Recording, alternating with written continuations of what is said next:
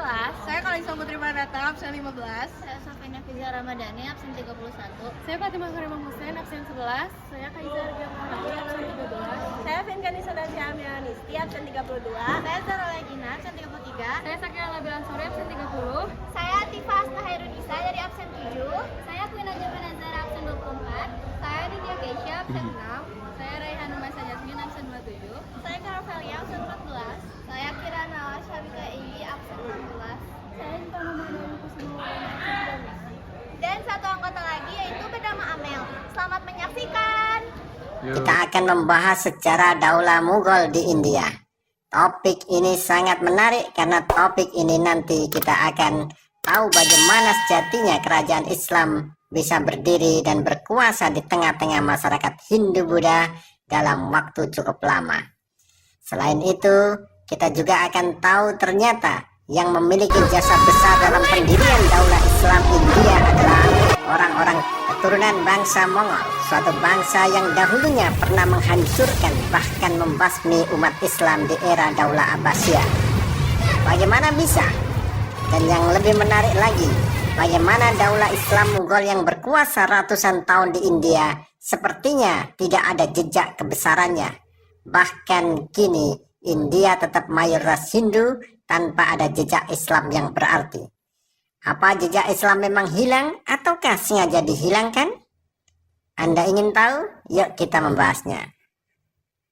Daulah Mughal merupakan daulah Islamiyah, sebuah imperium India Muslim didirikan oleh Jahiruddin Muhammad Babur tahun 1526 Masehi. Daulah Mughal bukanlah daulah Islam pertama di India. Sebelumnya sudah berdiri kekuasaan Islam namun belum menemukan kejayaannya. Nah, sebelum membahas lebih jauh, ada baiknya kita bahas lebih dahulu sejarah awal Islam masuk ke India seperti apa, hingga lahir dan berdiri Daulah Mughal. Baiklah, kita coba bahas di sini bahwa India dahulunya merupakan wilayah sangat luas. Kini terbelah menjadi 3 negara, yakni India sendiri, Pakistan, dan Bangladesh. Dan itu belum termasuk wilayah Afghanistan. Penduduk wilayah ini menganut agama Hindu, Buddha, Jain, atau agama Dharma, dan Islam, serta agama Sikhisme, atau sebuah agama berasal dari Punjab, India. Islam sendiri di India melewati rentang sejarah sangat panjang. Ada banyak versi mengenai masuknya Islam ke India, termasuk menyebut bahwa Islam pertama kali masuk ke India abad ke-7 Masehi. Versi lain menyebutkan bahwa Islam sudah masuk ke anak benua India mulai abad pertama Hijriah, di era kepemimpinan Khalifah Umar bin Khattab. Selepas Umar wafat, lalu orang-orang Arab berhasil menaklukkan wilayah Makran di Bulucitan. Penyebaran Islam ke wilayah India kembali dilanjutkan di era Khalifah pertama Daulah Umayyah, Muawiyah bin Abu Sufyan sekitar tahun 664 Masehi. Di bawah komando Al-Muhallab bin Abi Sufrah, umat Islam berhasil menembus wilayah Multan di selatan Punjab, sekarang menjadi wilayah Pakistan. Misi penyebaran Islam ke India dilanjutkan lagi di era Khalifah ke-6 Daulah Umayyah, Al-Walid bin Abdul Malik tahun 738 Masehi di bawah komandan perang Muhammad bin Qasim. Pasukannya menundukkan wilayah Sind, bahkan Qasim didaulat menjadi wali negeri Sind. Inilah daerah paling timur kekuasaan Daulah Umayyah kala itu. Sejak saat itulah orang-orang Arab tinggal dan menetap di wilayah itu. Penyebaran Islam diteruskan di era selanjutnya, Daulah Abbasiyah di era kepemimpinan Khalifah kedua Abu Ja'far al-Mansur hingga mencapai wilayah Multan dan Kashmir di bawah komandan perangnya bernama Hisam bin Amru al-Tigabi. Islam pun semakin menyebar di wilayah ini. Bahkan sejumlah pemerintahan Islam mulai bermunculan di wilayah pinggiran India, meski masih kecil-kecil, seperti pemerintahan Al-Mahaniyah, Al-Khibariyah, dan Ismailiyah. Namun sekitar tahun 962 Masehi, pemerintahan Islam yang agak besar mulai bermunculan, seperti dinasti Ghazni di wilayah India Barat, Afghanistan, dan dinasti Guri di India Utara. Dan tahun 1206 Masehi, penyebaran Islam mulai ke tengah India dengan berdirinya Daulah Delhi. Namun Daulah Delhi ditaklukkan dan digantikan Daulah Mughal tahun 1526 Masehi. Jadi, Daulah Mughal merupakan penerus Kesultanan Islam Delhi yang sudah berdiri terlebih dahulu. Daulah Mughal dirintis oleh Jahiruddin Muhammad Babur. Menariknya, Babur merupakan keturunan bangsa Mongol, suatu bangsa yang pernah menghancur leburkan umat Islam di era Daulah Abbasiyah. Bahkan dari garis ayahnya, Babur tercatat merupakan keturunan salah satu komandan bangsa Mongol, Timur Leng, dan bahkan masih keturunan pemimpin tertinggi bangsa Mongol, Genghis Khan dari garis keturunan ibunya. Tetapi dalam perkembangan berikutnya, banyak bangsa Mongol justru akhirnya masuk Islam. Ayahnya adalah Umar Mirza, penguasa Muslim Fargana. Kepemimpinan Babur sudah diwariskan ayahnya pada saat Babur masih berusia 11 tahun. Dia punya ambisi kuat menguasai wilayah Samarkand, kota terpenting di Asia Tengah saat itu. Dalam usia pertamanya menguasai wilayah tersebut, dia mengalami kekalahan. Tetapi untungnya Babur mendapat bantuan dari Daulah Safawi berideologi Islam Syiah. Akhirnya Samarkand bisa dikuasai tahun 1494 Masehi. Dari sinilah pengaruh Syiah akhirnya masuk ke Daulah Mughal. Daulah Safawi akan kita bahas di video tersendiri insya Allah. Setelah Samarkand, target berikutnya adalah Kabul, ibu kota Afghanistan. Lalu ekspansinya dilanjutkan ke wilayah timur, yakni India. Kebetulan kala itu India dalam keadaan krisis di bawah kepemimpinan Ibrahim Lodi. Dan kedatangan pasukan Babur tersebut dimanfaatkan paman Ibrahim Lodi bernama Alam Khan. Bersama Gubernur Lahore, Daulat Khan, mereka meminta bantuan Babur menjatuhkan Ibrahim Lodi di Delhi. Kesempatan tersebut tidak disia-siakan oleh Babur. Pada tahun 1525 Masehi, Punjab langsung dikuasai Babur. Setelah Punjab dikuasai, Babur beserta pasukannya bergerak ke Delhi. Ibrahim Lodi akhirnya berhasil dikalahkan dan meninggal dunia beserta ribuan tentaranya dalam pertempuran dahsyat di Panipat tanggal 21 April tahun 1526 Masehi. Babur tampil sebagai pemenang dan menegakkan pemerintahnya di Delhi sebagai Daulah Mughal di India. Daulah Mughal telah memberi warna baru bagi peradaban orang-orang India yang sebelumnya identik dengan agama Hindu. Babur memang bukan orang asli India, namun kehadiran beliau telah membawa India mengalami kemajuan pesat sekaligus sebagai peletak peradaban Islam baru di India.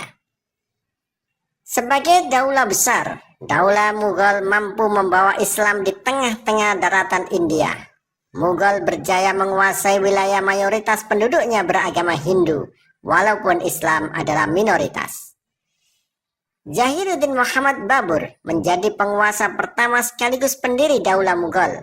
Di era kepemimpinannya, seluruh kebijakan dikerahkan digunakan untuk membangun fondasi pemerintahan.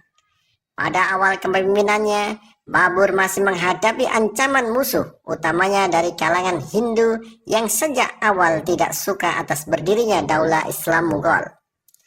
Orang-orang Hindu menggalang kekuatan gabungan, namun Babur berhasil mengalahkan mereka dalam suatu pertempuran. Di sisi lain, sisa-sisa kekuatan Daulah Delhi juga masih berusaha bangkit untuk kembali menentang pemerintahan Babur dipimpin Muhammad Lodi. Pada pertemuan di dekat Gogra, Babur dapat mengakhiri perlawanan Lodi tahun 1529 Masehi. Babur menguasai wilayah sangat luas. Di timur berbatasan dengan Kekaisaran Ming Tiongkok dan di barat berbatasan dengan Daulah Safawi. Namun pada tahun 1530 Masehi, Babur tutup usia. Kepemimpinan Daulah Mughal diteruskan putranya bernama Humayun. Dia memimpin Daulah Mughal kurang lebih 26 tahun. Namun selama kepemimpinannya banyak diwarnai aksi pemberontakan, termasuk dari Bahadur Shah, penguasa Gujarat yang berusaha memisahkan diri dari kekuasaan Mughal. Kelompok pemberontak Baharuddin Shah berhasil ditumpas. Namun tahun 1450 Masehi, Humayun digulingkan kekuatan pemberontak dari Afghanistan di bawah pimpinan Sherhan Shah atau Sher Shah Suri. Humayun melarikan diri ke wilayah Persia dan minta perlindungan kepada Daulah Safawi berideologi Syiah di bawah kepemimpinan Tahmasp. Humayun berada di pengasingan cukup lama, sekitar 15 tahun. Selama di pengasingan itu, Humayun menyusun kekuatan untuk bisa merebut kembali Daulah Mughal dan akhirnya berhasil pada tahun 1555 Masehi setelah mengalahkan kekuatan Sherhan Shah. Namun 1 tahun kemudian, dia meninggal dunia. Kepemimpinan dilanjutkan putra Humayun, Jalaluddin Muhammad Akbar. Akbar lahir di Umarkot, Sind, tanggal 15 Oktober tahun 1542. Akbar tercatat sebagai pemimpin Mughal paling kontroversial, menggantikan kedudukan ayahnya ketika masih berusia 14 tahun. Meski begitu, di masanya nanti, Mughal mengalami kejayaan sebagai daulah Islamiyah terbesar di India. Makanya beliau mendapat gelar Akbar, artinya besar. Karena usia masih sangat belia, Akbar mempercayakan urusan pemerintahan kepada Bairam Khan, seorang jenderal tertinggi Mughal penganut Syiah.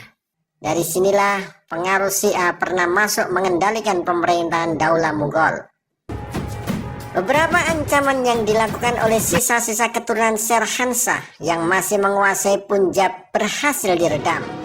Ancaman terbesar datang dari kekuatan Hindu dipimpin Himu yang menguasai Gwalior dan Agra. Para pemberontak berhasil memasuki kota Delhi. Kedatangan pasukan Himu disambut dengan peperangan dahsyat di bawah kepemimpinan Bairam Khan.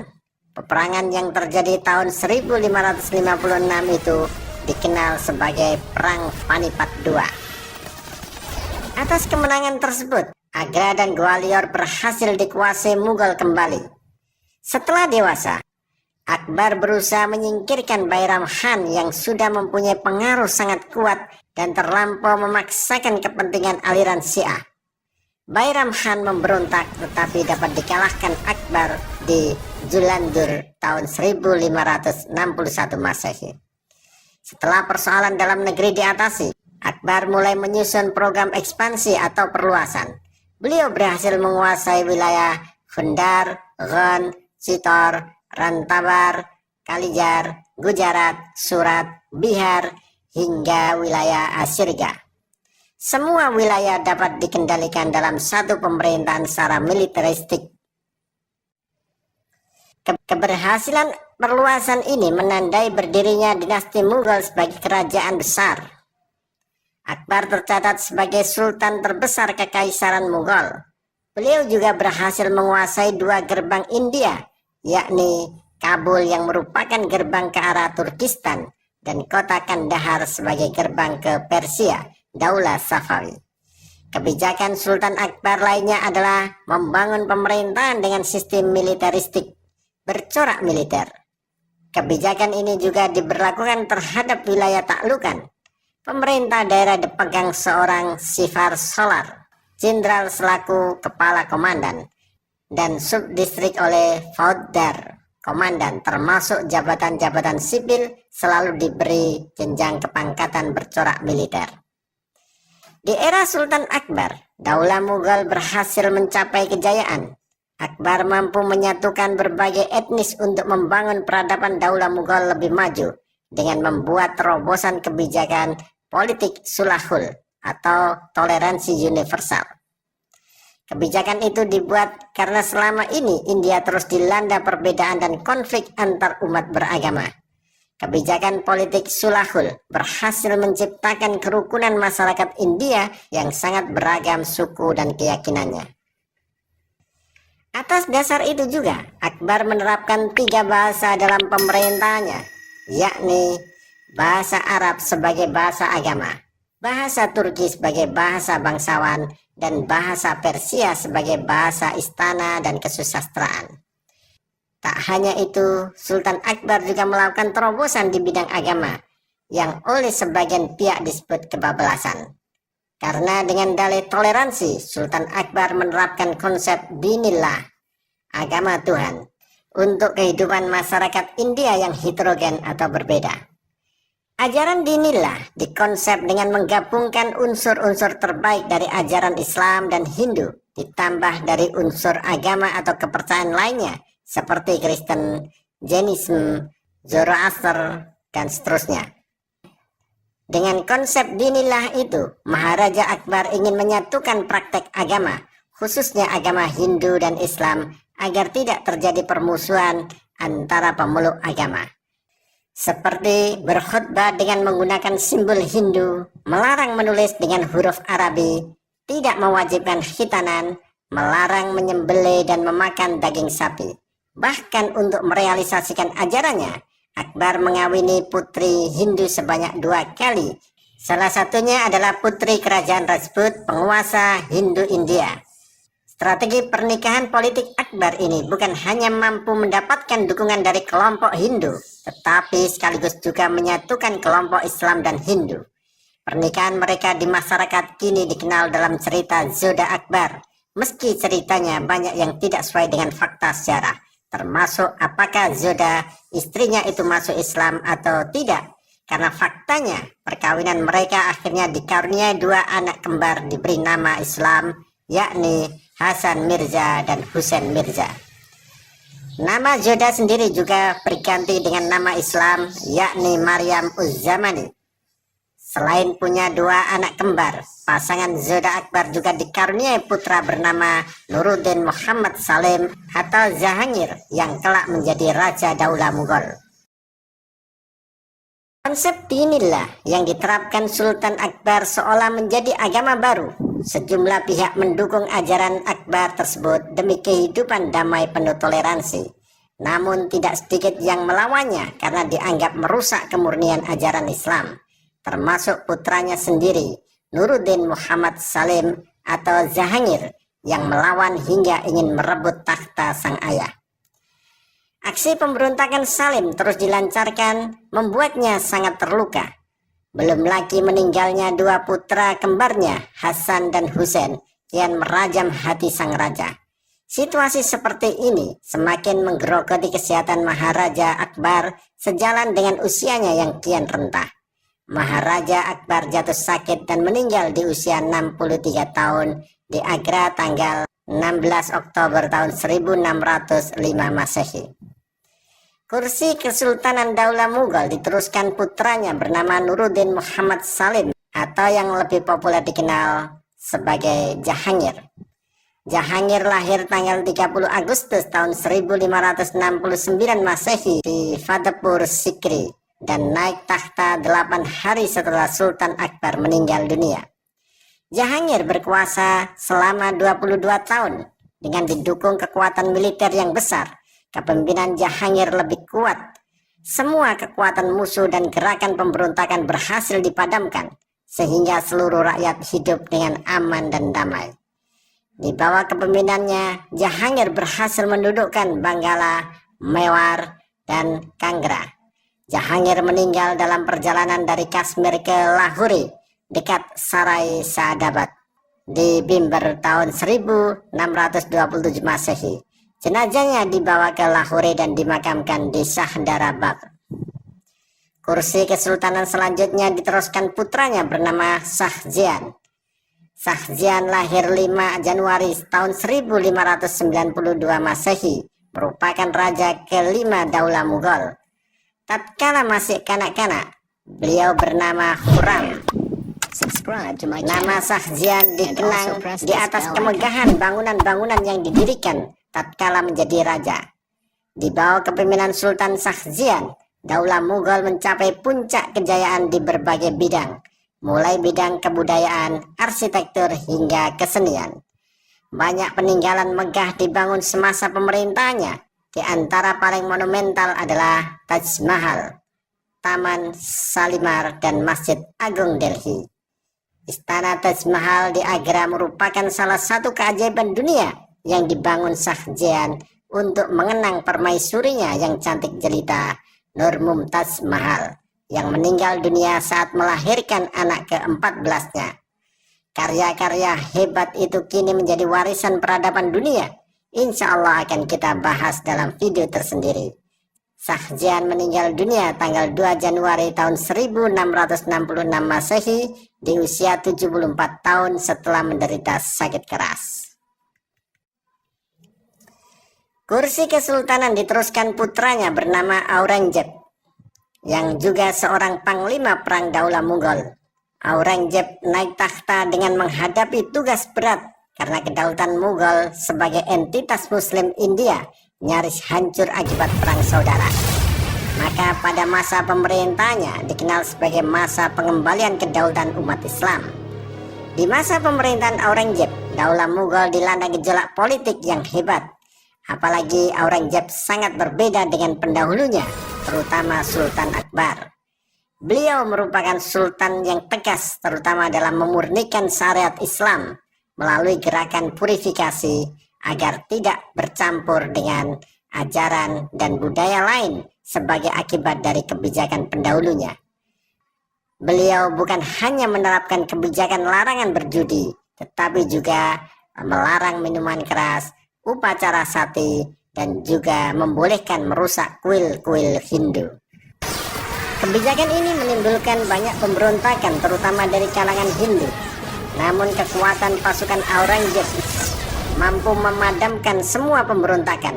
Aurangzeb berupaya melakukan sentralisasi kekuasaan dan mengendalikan lebih banyak urusan pemerintahan dari para pendahulunya. Pada masa pemerintahannya, Aurangzeb berhasil menaklukkan sebagian besar India Selatan, membuat Mughal bisa mencapai wilayah terluasnya. Meskipun mayoritas rakyat tidak beragama Islam, namun Aurangzeb mampu mempertahankan keutuhan wilayah kerajaannya yang meliputi seluruh anak benua India. Aurangzeb meninggal tahun 1707 Masehi di usia 88 tahun. Kursi kesultanan digantikan Bahadur Shah. Di era inilah Daulah Mughal mulai mengalami kemerosotan. Setelah 5 tahun menjabat, konflik besar terjadi karena para putra Bahadur Shah saling berebut kekuasaan. Perebutan itu akhirnya dimenangkan Jihandar dan dinobatkan sebagai Sultan Mughal oleh Jenderal Zulfikar Khan. Meski Jihandar sendiri sebenarnya tercatat paling lemah di antara putra Bahadur Shah. Penobatan ini ditentang oleh Muhammad Fakhrusyar, keponakannya sendiri. Jihandar menjadi pemimpin paling singkat, tidak sampai 1 tahun dalam periodisasi kepemimpinan Mughal. Nama lengkapnya adalah Murja Muizzuddin Muhammad Khan. Setelah Jihandar naik takhta, kekacauan politik terus terjadi hingga banyak terjadi pergantian kursi kesultanan Daulah Mughal. Bahkan di saat kursi kesultanan dipegang Shah Alam, Daulah Mughal diserang oleh pasukan Afghanistan dipimpin Ahmad Khan Durrani. Daulah Mughal pun jatuh. Kekalahan Mughal dari serangan ini berakibat jatuhnya Mughal ke dalam kekuasaan Afgan. Namun begitu, Shah Alam tetap diizinkan berkuasa di Delhi dengan jabatan sebagai sultan, tetapi tak upaya hanya sebatas sebagai boneka belaka. Dalam perkembangan berikutnya, keluarga Daulah Mughal rupanya tidak mau terus menjadi boneka Ahmad Khan Durrani dari Afghanistan. Maka setelah Shah Alam meninggal dan digantikan putranya Akbar II, Daulah Mughal mencoba mencari cara termasuk bekerja sama dengan perusahaan Inggris dengan memberi konsesi kepada East India Company untuk mengembangkan perdagangan di India sebagaimana diinginkan Inggris. Tetapi dengan syarat perusahaan Inggris harus menjamin kehidupan raja dan keluarga istana. Kehadiran perusahaan Inggris inilah yang menjadi awal masuknya pengaruh Inggris di India. Nah, setelah Akbar II meninggal dunia, putranya bernama Bahadur Shah II mencoba ingin membatalkan isi perjanjian yang telah disepakati ayahnya. Hal ini menimbulkan konflik antara Bahadur Shah dengan pihak Inggris. Inggris pun akhirnya menghancurkan Daulah Mughal sehingga Bahadur Shah II tercatat sebagai raja terakhir Daulah Mughal dan diusir dari istana tahun 1858 Masehi. Dengan demikian, berakhirlah kekuasaan kerajaan Islam Mughal di India. Dan sejak itu, India dijajah Inggris dan umat Islam pun dihadapkan pada perjuangan mempertahankan eksistensinya di bawah penjajahan Inggris dan di tengah mayoritas umat Hindu India. Umat Islam pun akhirnya terdesak ke wilayah India Utara hingga melahirkan negara Islam Pakistan. Bagaimana kelanjutannya? Mengapa umat Islam di India masih juga terpecah belah? Dan mengapa lahirnya negara Islam Pakistan, juga Bangladesh di kawasan tersebut? Umat Islam masih juga dilanda konflik? Adakah campur tangan pihak penjajah? Dan mengapa suku Islam Rohingya akhirnya menjadi bagian dari negara Myanmar? Simak videonya, semoga bermanfaat. Wassalamualaikum warahmatullahi wabarakatuh.